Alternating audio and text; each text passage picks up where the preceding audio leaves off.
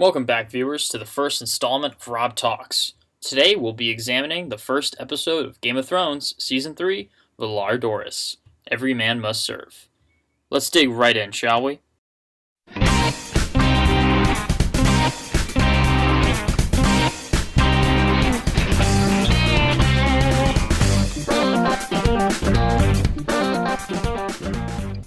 The first scene we see is Sam, who appears to be running away from a White Walker. This was surprising because this was the first scene that was different from the books straight off the bat, because Sam, he doesn't actually struggle with the White Walkers in the third book, because he has the dagger that he finds from the second season at the end that he uses to kill the White Walker. In this version, however, Sam is just a weakling, appears to be.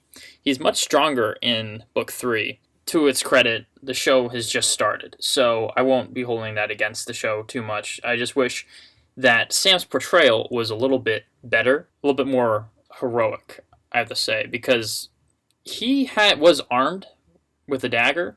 He doesn't hesitate to he hesitates to use it. We also see that Ghost comes by and helps Sam out, along with Jorah Mormont and the rest of the Night's Watch.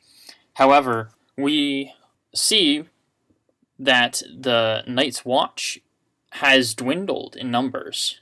There's been a battle that we have not seen, which creates a little hatred inside of myself, because we were anticipating that battle from at the end of Season 2. That battle was taken away from us. It was present in the books, and it was a great addition. You saw the loss of the Night's Watch rather than seeing what happens after the battle. I felt shortchanged,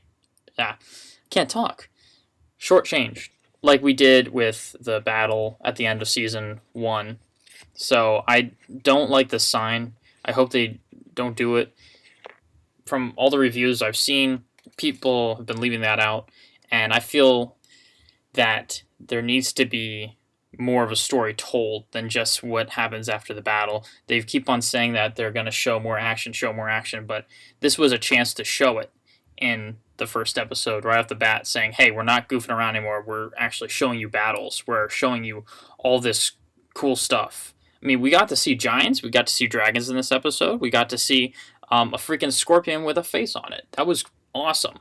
Props to them. I love the 3D. 3D was done amazing.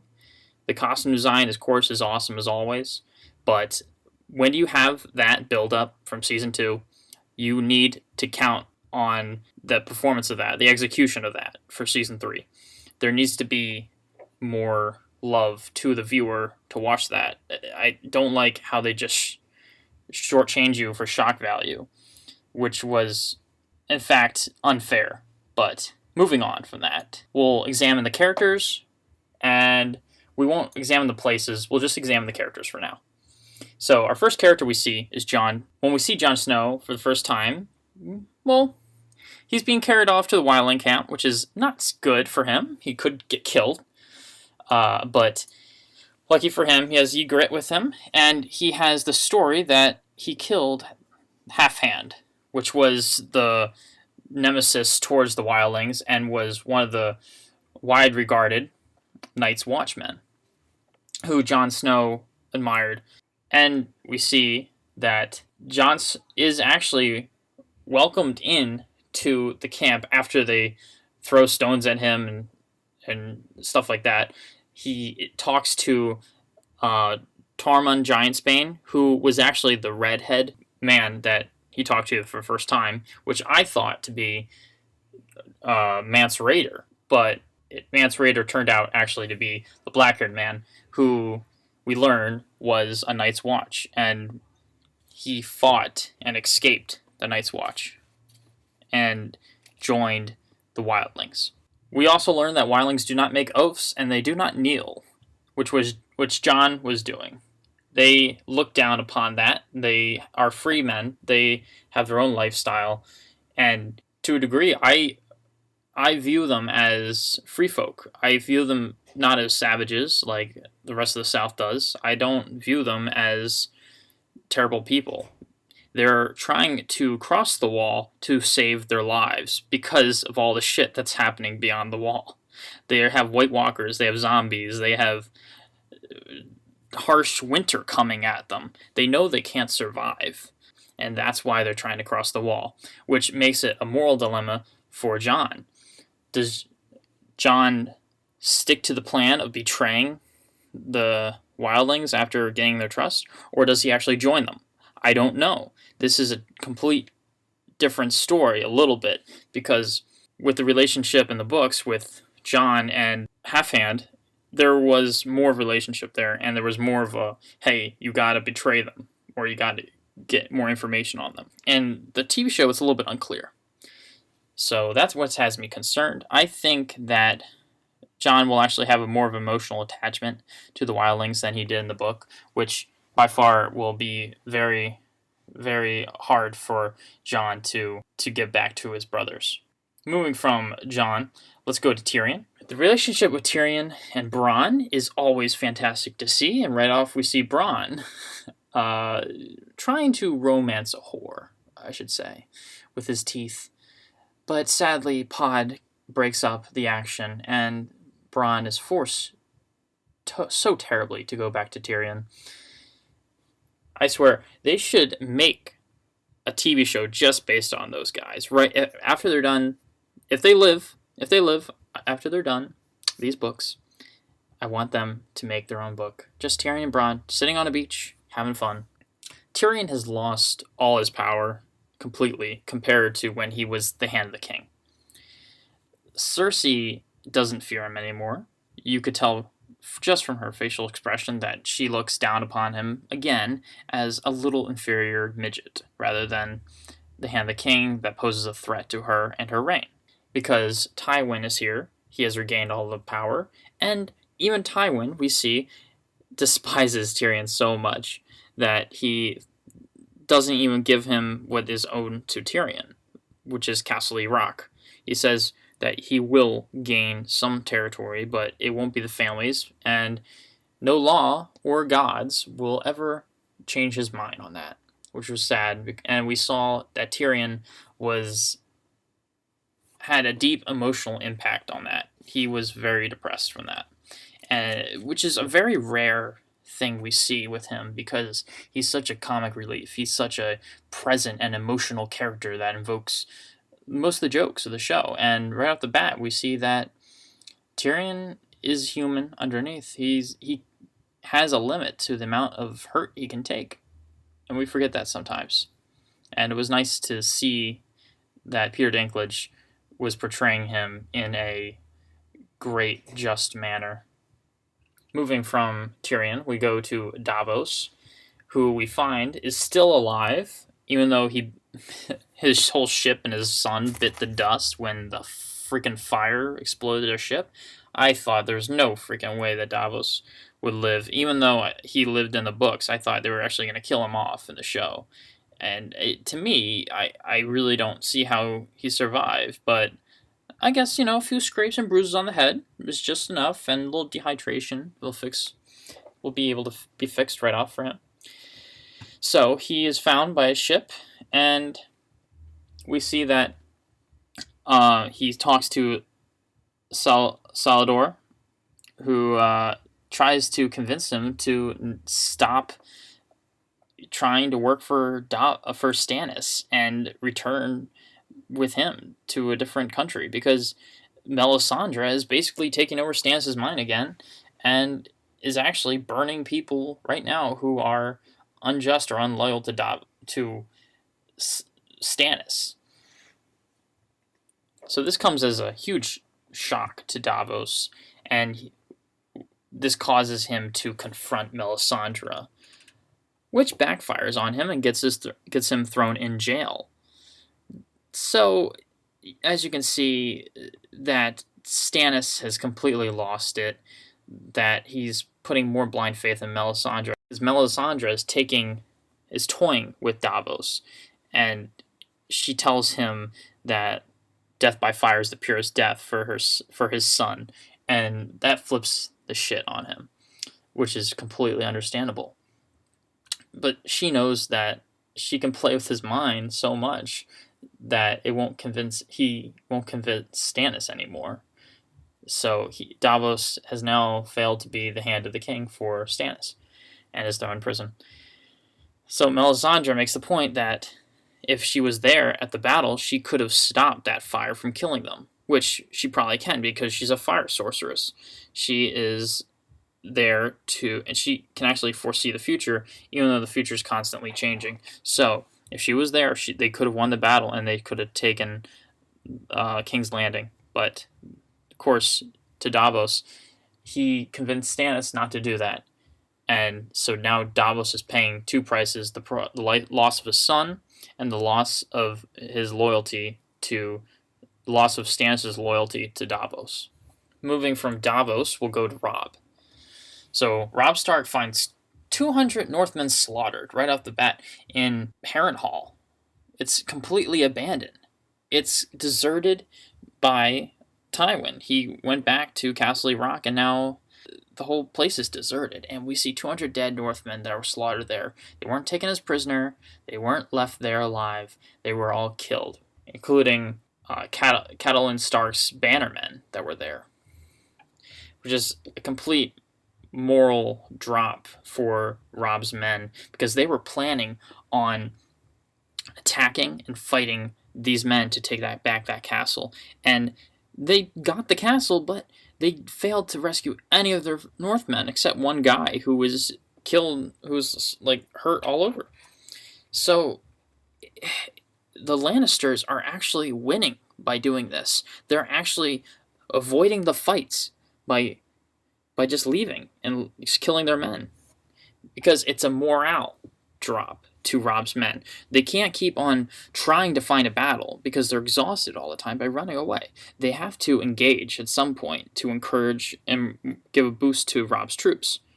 But Robb's troops, they're just men. They're starving. They're deprived of any woman. They're deprived of any water or food except the ones that they carry on their back. They're looking to seek justice, but they can't find any engagement. And thus, that will probably lead to them deserting Robb, maybe, because Karl Stark already doesn't like Robb, and Robb's second in command, I forget his name at the moment, is starting to question him, I guess, because of Catelyn Stark's decision to let the Kingslayer go, which was completely irrational and selfish for her daughters. Even though it was for her daughters, the odds of them giving them back for Jaime is just so little. So I hope that Robb can actually gain more ground and overcome the Lannisters. He is by far a very engaging character to root for, and is the most honorable one compared to his father, Sean Bean. So I'm cheering for him, and I hope that he will overcome the Lannisters. Moving from Robb, we'll go to Sansa. Sansa, well, she's just being Sansa. Annoying and depressing. I am having trouble with her character so much, because with Season 1 and Season 2, I can forgive her for being annoying and depressed because her father's dead, and she was also just a little girl, right? Here, we see her mostly grown up. She's taller than her handmaid, and she's talking about pretending with the boats. That boat scene with her and her handmaid, which is Tyrion's lover. I still can't forget her name. I have to memorize these people's names again. I'm getting back into the show. Get back into the swing of things. It's annoying. But Sansa, she's as annoying as a little whining baby. She's just annoying, and she's getting on my nerves. But when you're that old, she has to stop relying on others and start relying on herself. She can't rely on Littlefinger. He's probably going to double cross her like he did her father. And she can't rely on forget their names. She can't rely on anyone. But we get a little nice moment from Ross talking to her handmaid about the position that they are of being women, which reminds me that they are hanging by a thread. At any moment, any of the men could just say off with any of their heads, and nobody would look twice, including Sansa. So Joffrey could kill all of them if they wanted to. Just brings it down to earth for these characters and reminds you that any character could die at any point. Moving from Sansa, we're going to Daenerys Stormborn. As we see Daenerys sailing to a new location, Mastapor, her dragons have grown in size. A dramatic change, but nothing too deadly about them. They're just like in their preteens, I would say. So she's still trying to gather an army, and that's why she's sailing to Mastapor to get the unsullied slaves. Jorah says to her that she will be strong when you prove yourself strong, and not before. This is probably foreshadowing events to come for her. Maybe she will actually physically become strong, intellectually, and she is a strong person. She has done so many things that no woman would do. She's probably one of the strongest women in this show, and she's another character that I'm rooting for. And if her character and Robb would ever form an alliance, they would win. But sadly, the two don't even know each other. That's a little annoying for me. Anyway, she gets no respect from the slave sailor, Cresinus. That's what I have written here. Cresinus. And is called a whore by him, which, judging by her expression, she understood his words, but she doesn't want to say anything to him because she doesn't want to give away her intellect and who she is as a person. Because, the warlocks are still after her. Even though they do find her at the end of this episode, she is still exposed. She is attacked by a manticore, which is what we saw as a scorpion-like creature with details of a head on its front and tail, but is saved by none other than Barristan Selby, who gives his sword to her in exchange for letting him be her Kingsguard. Now, if you don't remember him, he's from the first season and is shunned off by Joffrey and everyone in the place, and is forced into retirement. Barristan, who actually was a Kingsguard in the Kingsguard for 40 years, doesn't like this because this is his only lifestyle he knows. So the logical decision for him is to find the next true heir, which is Daenerys. By right, this is her kingdom, but she had it taken away from him by Robert Baratheon long ago, when the overthrowing of the Mad King happened. So this is a redemption story for him, and also for Jorah, too. Because if we remember, Jorah betrayed her, but she doesn't know this. So maybe this will come back to bite her in the butt. Because Barristan probably knows that Jorah did betray him, because Barristan worked with Robert Baratheon very closely. So he knows a lot about Jorah and the information that was given to Robert. Moving on from Daenerys, we'll go to our last character we're going to look at real quick, is Margaery Tyrell. I love this woman to death. She is kind, sweet, sincere, but also could stab you in the back at any moment, and she knows it too. When she was talking to Cersei and Joffrey, she had her cool on all the time. She was fine. She was good. Cersei, on the other hand, she can't control her temper anymore. This woman has had enough with her son after betting Robert and marrying him for years and still not being powerful enough. She is by far the most unpowerful person in this show, ironically, and she's the queen. It's just so sad because she is an intelligent person and she has no power to interject because Tywin is there now.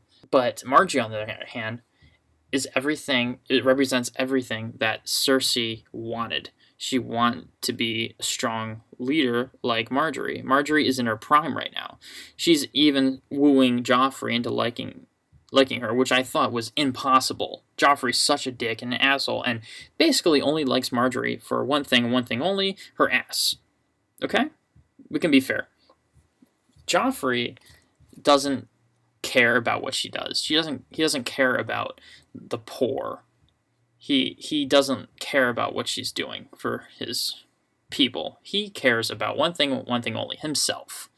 We also see that Marjorie is talking to the poor and giving them food and saying that it was them and Joffrey who saved the day, which is kind of brainwashing them, and smart too. She's such a smart thinker. She thinks go right to the young, right to the next people that are coming into this world, which is the children. The children, if they see her, they'll listen to her, they'll care for her, and over the years they'll grow and fight for her. You see where I'm going? Marjorie is young, and so when she grows older, these children will be her new soldiers. This is why she is so nice to people. She's not just nice willy-nilly. She knows she's going to get something out of it. It's an investment for her. She has practiced this before in Highgarden, where she's from.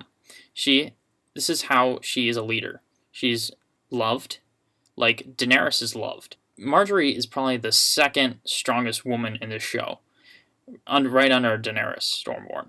I'm predicting a lot of power struggle will be happening with Marjorie Tyrell compared to Cersei, and there's going to be an all-out feud to compete with the Iron Throne. And also, since Marjorie is in Joffrey's love triangle, that means that Sansa will probably be kicked out. Joffrey hates her. He doesn't need her anymore. They're going to just keep her as a prisoner, but that means that Sansa won't become queen, which is fine for her, but could that mean that Joffrey could kill her off or become a slave for her?